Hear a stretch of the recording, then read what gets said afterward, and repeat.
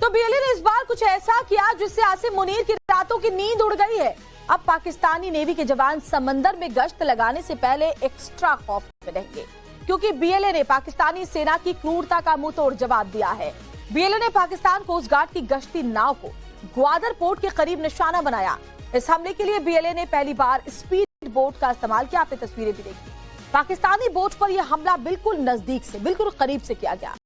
BLA के लड़ाके automatic rifle से firing करते हुए नजर आए और हमले से बचने के लिए पाकिस्तानी सेना के जवानों ने समंदर में छलांग लगा दी। बावजूद इसके बीएलए के फाइटर नहीं माने और पाकिस्तानी सैनिकों पर गोलियों की बौछार कर दी।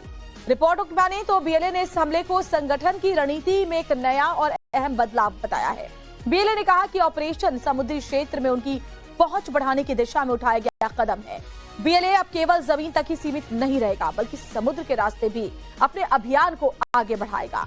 मतलब अब समंदर में भी मुनीर की सैनिकों के लिए अब कोई सेफ जगह नहीं बची है। बीएलए इस तरह के हमलों से पाकिस्तानी सेना को हर मोर्चे पर नुकसान पहुंचाना चाहता है। बीएलए का मुनीर को क्लियर मैसेज है कि अब वो बलूचिस्तान के संसाधनों का शोषण नहीं होने देगा।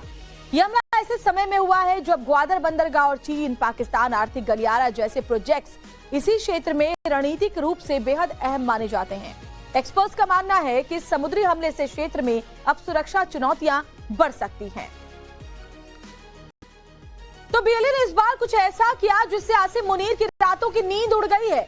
अब पाकिस्तानी नेवी के जवान समंदर में गश्त लगाने से पहले एक्स्ट्रा खौफ में रहेंगे, क्योंकि बीएलए ने पाकिस्तानी सेना की क्रूरता का मुंहतोड़ जवाब दिया है। बीएलए ने पाकिस्तान कोस्ट गार्ड की गश्ती नाव को ग्वादर पोर्ट के करीब निशाना बनाया।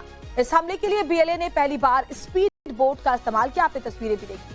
पाकिस्तानी बोट पर यह हमला बिल्कुल नजदीक से, बिल्कुल करीब से किया गया। बीएलए के लड़ाके ऑटोमेटिक राइफल से फायरिंग करते हुए नजर आए और हमले से बचने के लिए पाकिस्तानी सेना के जवानों ने समंदर में छलांग लगा दी। बावजूद इसके बीएलए के फाइटर नहीं माने और पाकिस्तानी सैनिकों पर गोलियों की बौछार कर दी। रिपोर्टों की माने तो बीएलए ने इस हमले को संगठन की रणनीति में एक नया और अहम बदलाव बताया है।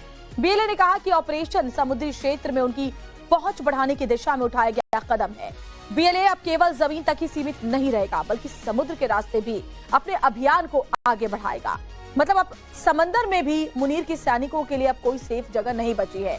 बीएलए इस तरह के हमलों से पाकिस्तानी सेना को हर मोर्चे पर नुकसान पहुंचाना चाहता है। बीएलए का मुनीर को क्लियर मैसेज है कि अब वो बलूचिस्तान के संसाधनों का शोषण नहीं होने देगा।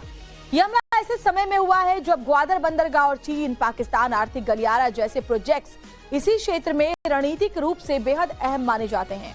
एक्सपर्ट्स का मानना है कि समुद्री हमले से क्षेत्र में अब सुरक्षा चुनौतियां बढ़ सकती हैं।